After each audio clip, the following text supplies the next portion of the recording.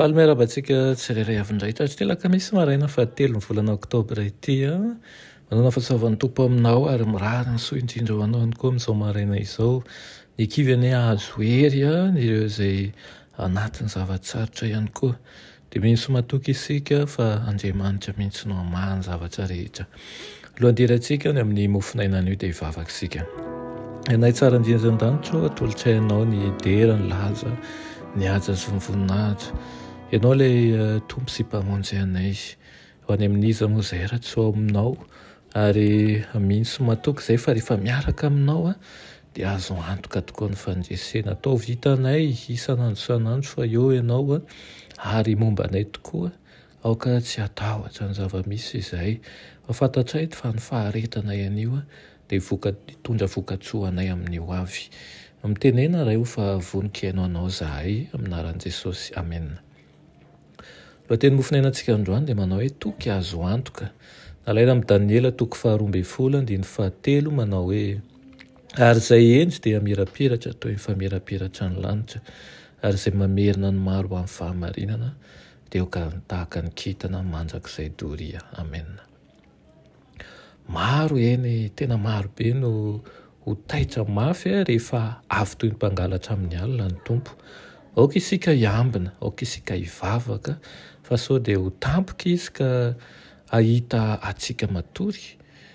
Voahetsika lalina ny ato fanahiko rehefa mieritreritra ny zavatra rehetra tokony ataontsika ho famonjena ny fanahy very.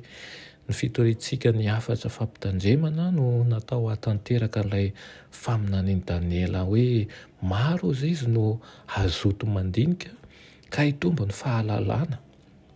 Ny famonjem-panahy no tokony ho lara-pahame antsika.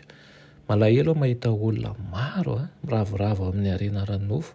Zara raha mikatsaka ny arenany an-danitra mantsy ireo izay manan-karena eto amin'izao tontolo izao ary tadidomin-doza ho latsaka amin'ny fakapanahy sy ho azo ny zavatra mandripaka amin'ny filana feno fahadalana sy manimby izy ireny izay misarika ny olona ho amin'ny fandringanana.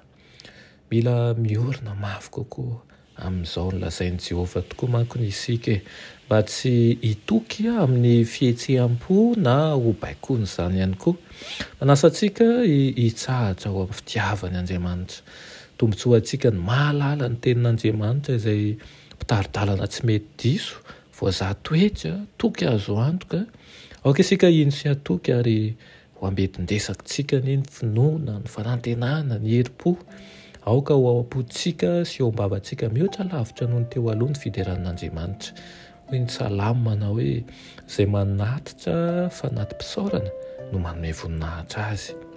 Tombontsoa antsika ny mitsahatra ao amin'ny finoana miasa sy velona ny Kristy mpanome fiainana, ny mahafantatra tsara ary miaraka amin'olona masina rehetra izay sakany sy lavany ary aviny sy halaliny ary mahalala ny fitiavan'i Kristy izay mihoatra noho ny fahalalana ary ny hofenoana amin'ny fanehoan'Andriamanitra rehetra. Tokony hisaintsainany amin'i Jesosy mihoatra an'izao ianao. Azo antoka fa manana antony lehibe marobe hideran'Andriamanitra amin'ny fo sy fanahy ary feo tokoa ianao. Aoka ianao hanao hoe hideran'ny tompo aho noho ny alehibe ny fitiavany izay nitiavany aho. Sandrato Kristy ary ilay Kristy ny Kalvaria sandrato izy mba ho afaka hibanjina azy izao tontolo izao ka ho hita taratra any aminao tokoa nefa efa nahita ny tompo ianao. Amen. Ianay tsara indrindran-danitra mbola misaotra anao ny amin'izany teninao izany. Ampio izahay tompo mba ho amin'izany tokoa ny ka ho tanteraka eo amin'ny fiainanay tokoa ny fitiavanao, ny fahamasinanao, ny mombanao rehetra ary aoka ho mpanompo mahatoky hatramin'ny farany izahay. Aminaran'i Jesosy. Amen.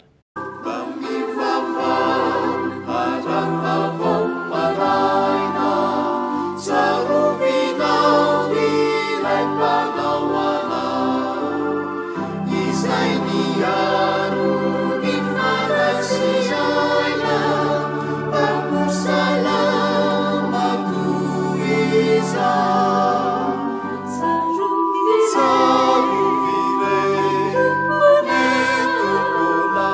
Sai piaro